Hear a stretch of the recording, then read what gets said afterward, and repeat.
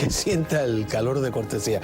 Buenas noches. Hoy por primera vez en televisión, los secretos de la aduana cubana. Las revelaciones de un miembro de la unidad canina del aeropuerto José Martí de La Habana, egresado del Centro Nacional de Preparación y Adiestramiento del Ministerio del Interior, especializado en drogas y explosivos, que lleva apenas un mes aproximadamente aquí en los Estados Unidos. Hoy vamos a averiguar quién entra a la droga en Cuba, quién la consume, cuánto cuesta, quién la puede pagar, qué buscan los aduaneros en su maleta cuando usted va de visita, a qué se arriesga, cómo puede enredarse sin comerla ni beberla, y en fin, este es un tema, yo diría que sumamente sensible, que apenas se ha tocado en la televisión de Miami, así que sin más dilación, Cuba, los secretos de la aduana. Bienvenidos al Espejo. Bueno, muy bien, presentamos aquí a Ángel Martínez Coca, Ángel Coca, como lo conoce todo el mundo, ex inspector de aduanas u oficial de aduanas del Aeropuerto Internacional José Martí, en función de la técnica canina, especialidad antinarcóticos. Muchísimas gracias por estar acá. Lo primero que hay que explicar es que hace unos días estuviste, porque trajiste un testimonio que había filmado de todo tu viaje desde Ecuador, pasando por Panamá, Puerto La Miel, la Selva del Darién, México, etcétera.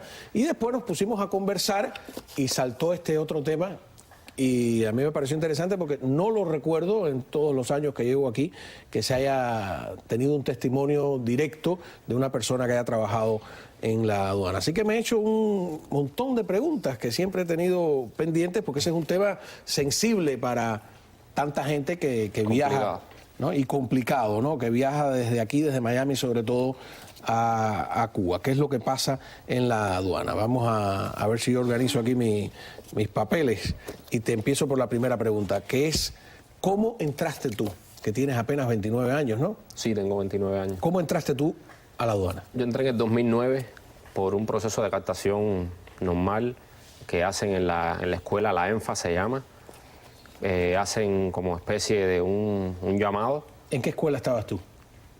Yo ya había terminado. ¿Tú estudiabas estaba estudiando la ingeniería informática en la UCI, las ciencias informáticas? Pero ya me había ido de la escuela y estaba estudiando en la universalización. Entonces me había quedado sin trabajo y entonces decidí acompañar a la que era mi pareja en aquel momento a hacer las captaciones. Y nada, resultó ser que después de los chequeos psicológicos que te hacen, los psicométricos, serie de entrevistas, investigaciones en el CDR y esas cosas, me aceptaron.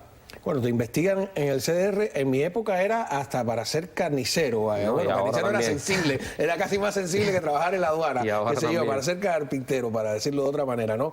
El CDR, para quien no está enterado, el Comité de Defensa de la Revolución o Comité de Vigilancia, de Chivato, como quiera usted llamarle, ¿no? Por ejemplo, tú me contabas que entre las preguntas que te hacen es la de si tú estás dispuesto a delatar a un compañero, ¿no? Sí, una de las preguntas que es fundamental es que ellos te preguntan ¿qué tú harías en caso de que vieras a una persona haciendo algo indebido? Es decir, la pregunta es muy amplia, si tú ¿sabes? Lo dejan a tu imaginación. Si tú respondes callar... En mi caso, ¿no? Yo soy de las personas que no me gusta meterme. Yo te veo haciendo algo indebido y no me meto. Te dejo, ese es tu problema, allá tú, ¿sabes? Si es mi amigo, te advierto. Pero eso no es lo que puedes responder. Pero no, ahí tienes que responder que tú lo denuncias con las autoridades correspondientes y que se tome la medida que hay que aplicar al caso específico. Entonces, ¿conseguiste el trabajo ya en el aeropuerto de...? No, empecé en el puerto de La Habana como inspector, como auxiliar de aduana, pero me llamó mucho esta historia de los canes, de los entrenamientos, y pedí que me trasladaran a la técnica canina. Y me trasladaron, fue rápido. Ajá. Y entonces ahí, ¿tú entrenas un perro o hay un entrenador? Ahí empezó la odisea, porque yo pensé que era otra cosa. De hecho, empecé y lo que me tenían era limpiando casetas, dando comida, porque no tenían perros para darme. Y una amiga me regaló un cachorro de su propiedad, y entonces, como era un cocker, pude entrenarlo. Los perros que fundamentalmente usan en la aduana son los Labrador, Spaniels, ¿no? Cocker Spaniel, Springer Spaniel. El tuyo era un Springer Spaniel. La mía era mestiza, una mezcla de Cocker con Springer, pero parecía bien un Cocker. Ajá. ¿Y por qué? ¿Qué tienen eso? Ahí que estamos viendo en pantalla, por ejemplo, no sé si... ¿Qué tiene...? ¿Qué perro es ese? Eso es un cocker. Y el otro también, Ese prieto es un Springer. es como la Se parecen tuya. mucho. La tuya se llamaba Coca, ¿no? Ajá. Ajá, tenía tu mírala ahí. Tenía tu apellido. Ese eres tú. Ese soy yo eres tú en el 2012. En el 2012, en un artículo que me encontré que sale, creo que es en Juventud Rebelde, Juventud Rebelde. que se llama Cuando jugar es cosa muy seria, y ahí te entrevistan, ahí saqué yo también un montón de datos, ¿no? Para quien tenga duda, porque tú pones duda de que estamos hablando por primera vez, repito, que yo recuerde en la televisión, un oficial de la aduana del Aeropuerto Internacional José Martí en La Habana. ¿Quién controla la aduana? La controla fundamentalmente el ejército. ¿Más que el Ministerio del Interior? El MININ es el encargado de controlarla. Hoy el Ministerio del Interior y el ejército se Es lo mismo. El ejército en Cuba, la FARC, el MININ, pero bueno, realmente el Ministerio del Interior es el que controla todas las aduanas del país. Todas las aduanas. ¿Y ustedes serían oficiales del Ministerio del Interior en este caso? Ellos nos dicen que nosotros seríamos como paramilitares. Que podemos renunciar cuando entendamos, pero tenemos que cumplir reglas de militares y órdenes, como si fuéramos militares. Ahora, el jefe de la aduana, fíjate, era jefe de la Marina, que es la FARC, ¿no? Ajá. Que era un general de división, yo tengo entendido. Pedro Betancur. Vicealmirante, ¿no? Ajá, vicealmirante Pedro Betancur. Pedro Pérez Betancur, lo tenemos ahí en pantalla. A mí me gustaría si él pudiera ir viendo también esas imágenes, porque la tiene a sus espaldas, ¿no? Es un poco complicado. Cuando yo entré en el 2009 era Pupo, el general Pupo, no era este señor. O sea que esto es una cosa totalmente militarizada, sí. sin duda de ninguna clase, ¿no? La técnica canina de la aduana general, que leí en ese artículo en el que te entrevista, que fue fundada en el 82, o sea, antes del 82 no tenían en el aeropuerto técnica canina, que tenían 33 perros solamente, y que hoy tienen más de 100 unidades en todo el país. ¿Qué es una unidad canina? El perro y su... Es la unión del can con el hombre. Eso se le llama una unidad sinófila o una unidad canina. Cuando son, o sea, cuando es hombre y perro es sinófila, ¿no? Se le dice unidad sinófila a esa unidad. Y el Ángel Ávila Arencibia, leí por ahí que es jefe de técnica canina de la aduana. Sí, era el jefe de la técnica canina general de la aduana de todo el país. Y Alejandro Morán es el jefe del aeropuerto internacional. Morán fue jefe del aeropuerto, pero cuando yo entré en el 2009, lo conocí en el 2011, muy buena persona, por cierto. Era entrenador, es decir, instructor. Este canino. es el instructor de los perros. Sí, y luego pasó a ser jefe de la técnica canina del aeropuerto. Ok, perfecto. Estamos nada más ubicando un poco los personajes, ¿no? Y tú, este perro que tenías, me entero por el artículo que las características iniciales de él serían para droga o para explosivos. ¿Para cuál de los dos? Eso está en las características de carácter del can. Ajá. En el caso mío, mi perra era muy activa, era bien loca, como le decíamos nosotros, pero tenía un marcaje a la sustancia pasivo perfecto. O sea, un marcaje es que encontró drogas y entonces, ¿qué hace? ¿No se altera? El marcaje pasivo es cuando el perro marca la sustancia sentándose, echándose, parado simplemente, cuando no ladra, cuando no rasca, cuando no... Y eso es bueno, ¿por qué? Porque el hombre que le marcaron no se entera de que lo marcaron. No es que no se entere, además de que es mejor porque así evitas contratiempo de que un pasajero se queje porque el can te rompió la maleta, a pesar de que todavía se usa el marcaje activo, porque eso es innato en el can, ¿entiendes? Por lo general en explosivo es que se usan más los perros que marcan pasivos. Entonces, ¿tu perro era más al final de explosivos o de drogas? Yo terminé siendo de explosivos, trabajando, buscando ¿Y entran bombas. muchos explosivos y bombas por el aeropuerto? No, para nada. Yo en 4 años, si acaso tuve 3, 4 casos de contaminación por TNT, un pescador que pescaba ilegal con TNT en el mar y se detectó, pero no se le pudo. Y que se le queda la sustancia. Sí, se le queda, ajá. O sea, pero no esa historia de que el imperialismo entra bombas para acabar con la revolución permanentemente y posada carriles, envía, qué sé yo. No te encontraste nada, ¿no? No, en 5 años jamás, nunca. Bueno, ¿y drogas? Drogas sí entra bastante. ¿Entra bastante droga a Cuba? Sí, de hecho nos presionan muchísimo a la técnica canina de encontrarla. encontrarla, presión, a pesar de las malas condiciones en que trabajan. ¿Por qué es difícil encontrarla? Es que no están dadas las condiciones para encontrar es decir, para ser un 90% efectivos en la búsqueda y encontrarla, no están dadas las condiciones. Se violan muchas cosas que no es culpa de que conduce el perro, es culpa de los jefes, que tal parece que como que les conviene que entre la droga. Bueno, vamos a una breve pausa. Cuando regresemos, ¿de dónde entra la droga? ¿Quiénes entran en la droga? Usted que va de visita a Cuba, ¿cómo podría verse enredado de repente, como he visto yo, tantos casos sin comerla ni beberla? ¿Qué pasa con las famosas mulas? Sí. ¿No? Todo eso. Ahí estamos nada más empezando. Aquí hay... Muy bien, continuamos aquí en El Espejo con este testimonio, a mi modo de ver, único, con un oficial de la aduana del Aeropuerto Internacional José Martí de La Habana, antes de hablar de la corrupción, no solo en el aeropuerto de La Habana, sino aquí en el de Miami. Vamos a hablar de este tema de la droga. Me dices que entra mucha droga. ¿Quién entra la droga a Cuba? La mayoría de los casos, por la Terminal 2, desgraciadamente, es cubanos, los mulas, sin conocimiento en muchos casos, sin saber lo que llevaban, embutidas, en otros casos ingestas, es decir, ingeridas en el estómago.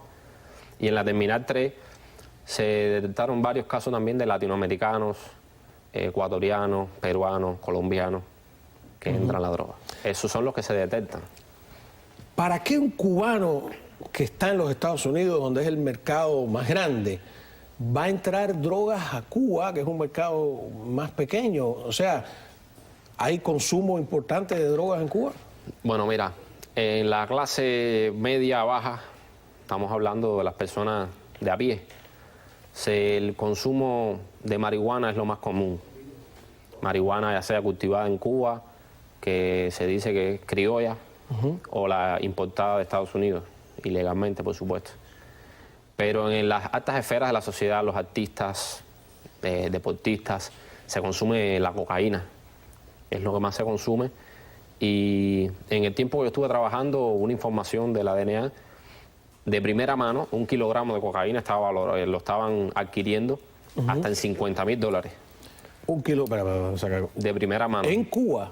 Sí. 1 kilogramo de cocaína en la calle. Hasta $50,000 1 kilogramo. $50,000. ¿Quién tiene $50,000? Bueno, tú dices que los artistas y los deportistas fundamentalmente. A ver, no me refiero a que un artista compre el kilogramo para él solo. Lo compra una persona que tiene la plata, rebaja esa droga, o sea que, y le saca el doble o el triple. ¿Entiendes? Le saca $100,000, $150,000, dependiendo cómo la venda. Y es que todo el mundo está tratando de entrar droga a Estados Unidos.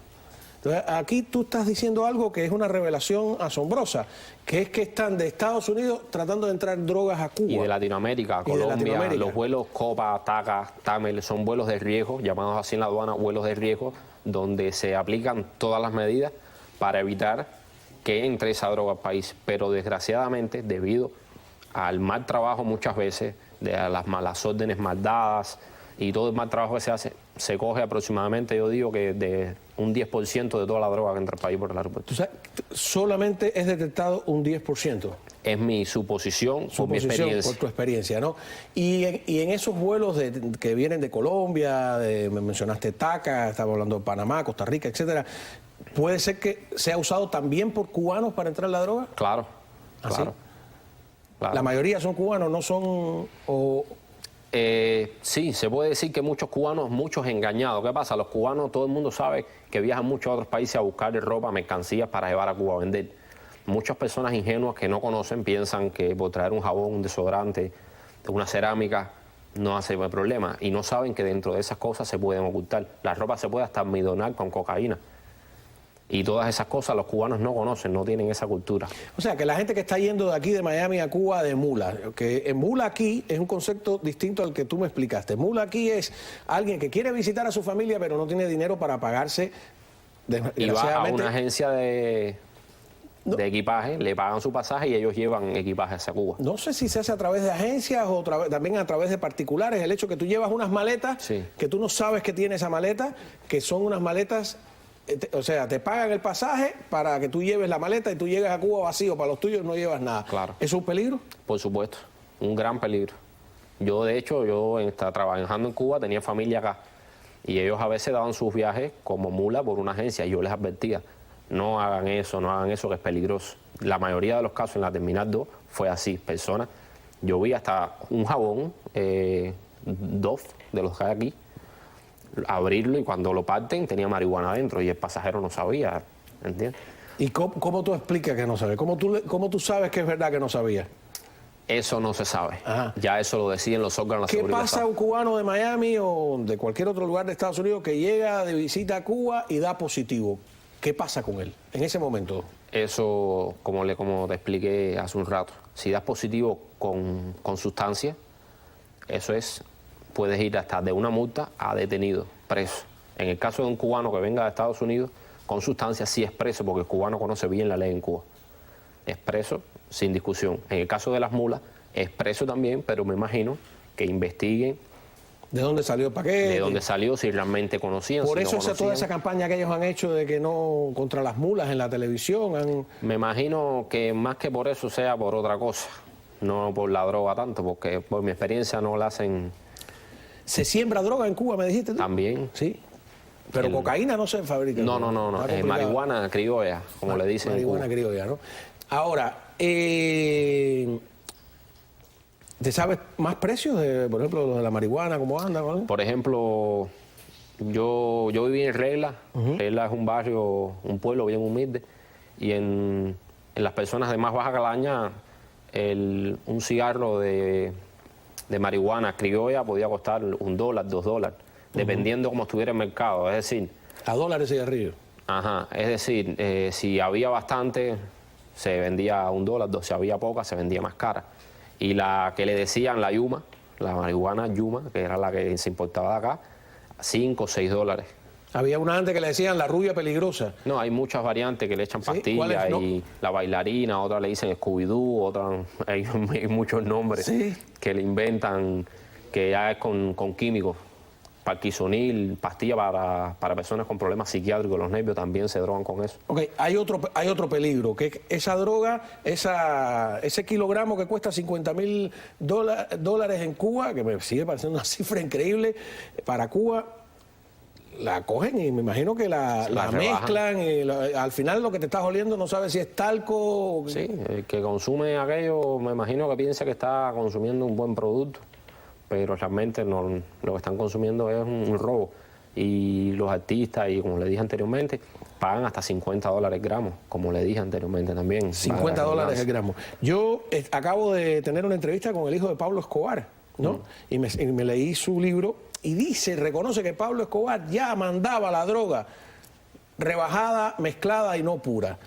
Y que él decía, bueno, los americanos, total, se huelen cualquier cosa. O sea que si ya la que llega está contaminada, imagínate cuando cae en un mercado que en definitiva tampoco es un mercado Claro. con experiencia, ¿no?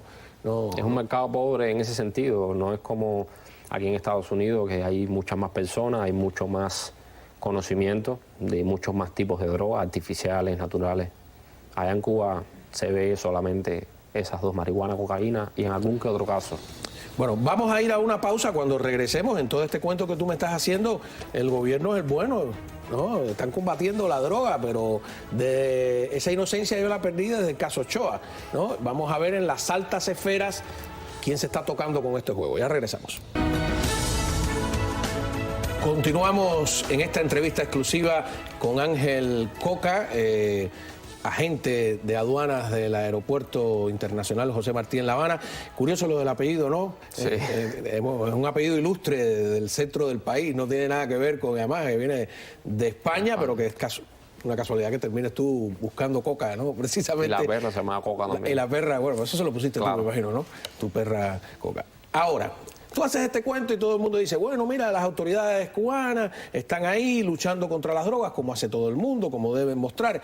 Pero yo me imagino que si alguien de las altas esferas no está involucrado o si no pasan esas cosas, porque en el caso Ochoa nos quedamos asombrados cuando vimos que la gran puesta en escena que fue el juicio era para decir que Fidel y Raúl no estaban enterados, claro. Pero de Fidel y Raúl para abajo no pudieron comprobar nada. Estaba el ministro del Interior, el jefe del Ejército Occidente, generales, coroneles, era una cosa terrible, ¿no? ¿Están estos altos cargos del aeropuerto de alguna manera, hay corrupción en el aeropuerto? En el aeropuerto lo que se sobra es la corrupción, empezando desde las esferas más altas.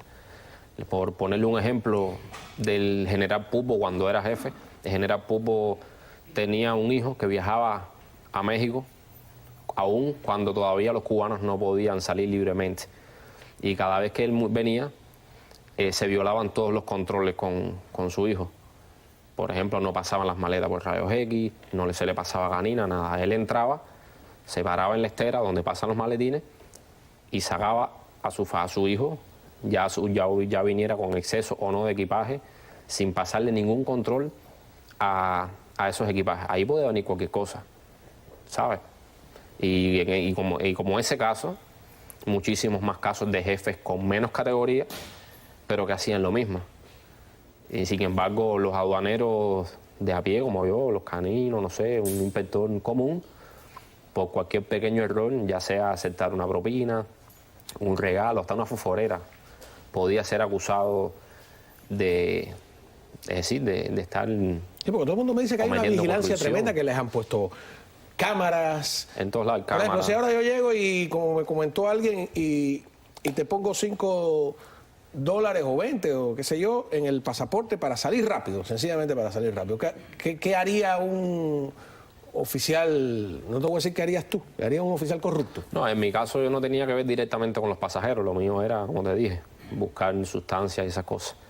Pero un oficial corrupto sí lo coge porque la necesidad es grande. Y si lo están vigilando, a mí me han dicho que, que tú puedes, bueno, pero que tú puedes decir... pide chocolate en la cafetería, por ejemplo.